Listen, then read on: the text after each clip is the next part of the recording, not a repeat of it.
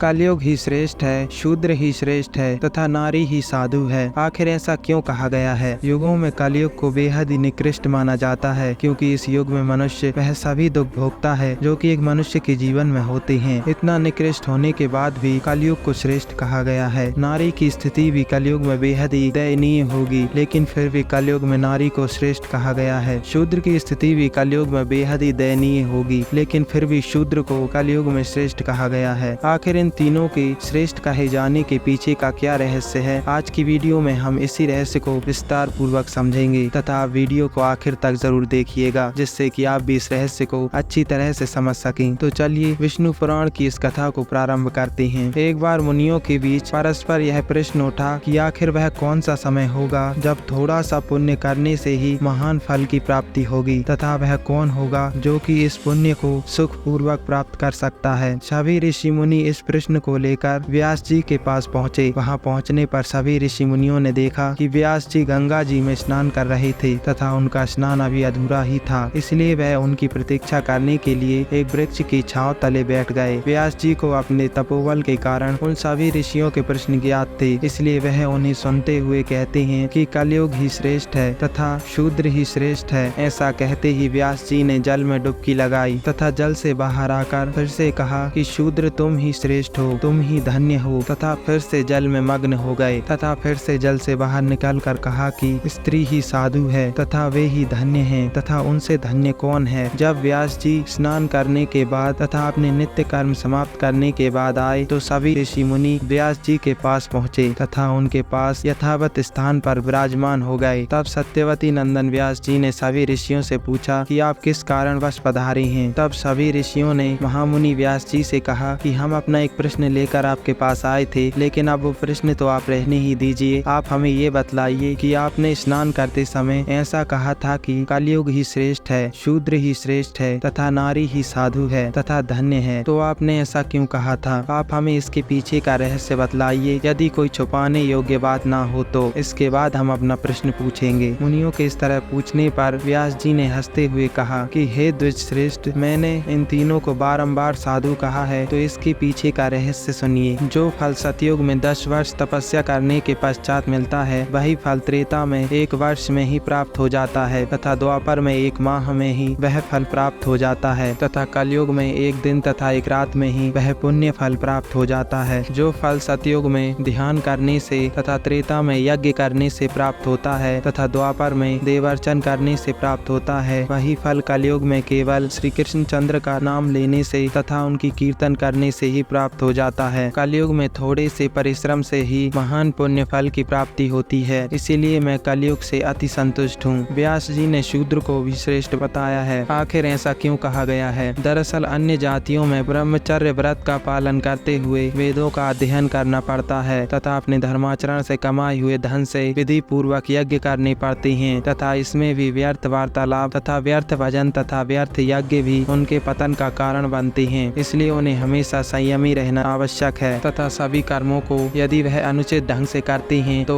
उसका दोष भी उन्हें लगता है तथा भोजन पान आदि की भी स्वेच्छा पूर्वक अनुमति उन्हें नहीं होती है, क्योंकि उन्हें संपूर्ण कार्यों में परतंत्रता रहती है तथा यह अत्यंत दुखों से पुण्य लोकों को प्राप्त करते हैं। लेकिन वह शूद्र जिसे केवल मंत्रहीन पाक यज्ञ का ही अधिकार है, वह शूद्र द्विजों की सेवा करने से यानी कि साधु जनों की सेवा करने से ही प्राप्त कर लेता है, इसलिए वह अन्य जातियों की तुलना में अधिक धन्य है। हे मुनियों, शूद्रों को अपने मनानुसार खाने तथा पीने का भी कोई नियम नहीं होता, इसलिए मैंने उन्हें साधु कहा है। अब मैंने स्त्रियों को श्रेष्ठ क्यों कहा है यह भी जानिए। पुरुष को हमेशा अपने धर्मानुकूल धर्म के अनुसार ही कमाए हुए धन से सुपात्र को दान देना चाहिए, विधि पूर्वक यज्ञ करना चाहिए। हे द्विजों, इस द्रव्य के उपार्जन तथा रक्षण में महान क्लेश होता है और उनको अनुचित कार्य में लगाने से भी मनुष्य को जो कष्ट भोगना पड़ता है वह तो आपको पता ही है। इस तरह द्विसंपत्ति पुरुषगण इन तथा ऐसे ही अन्य कष्ट साध्य उपायों से क्रमशः प्रजापत्य आदि शुभ लोकों को प्राप्त करते हैं, किंतु स्त्रियां तो तन मन वचन से पति की सेवा करने से ही उनकी हितकारिणी होकर पति के समान शुभ लोकों को अनायास ही प्राप्त कर लेती हैं, जो कि पुरुषों को अत्यंत ही परिश्रम से मिलते हैं। इसलिए मैंने तीसरी बार यह कहा था कि स्त्रियां ही साधु हैं। सभी प्रकार के पुण्य कर्मों में इन तीनों का भाग बेहद ही शुभ है तथा अल्प कर्म से ही बाहुफल की प्राप्ति होगी। इसी कारण मैंने इन तीनों को श्रेष्ठ कहा है। कलयुग में शूद्र तथा नारी को बेहद ही कम पुण्य कर्म के दौरान ही अधिक फल की प्राप्ति होगी तथा वह आसानी से ही पुण्य लोकों को प्राप्त कर सकती हैं। दोस्तों, ऐसी ही और भी जानकारियों के लिए हमारे चैनल को जरूर सब्सक्राइब करें तथा पुराणों से जुड़ी ऐसी ही कहानियों को सुनते रहें तथा ज्ञान प्राप्त करते रहें। धन्यवाद।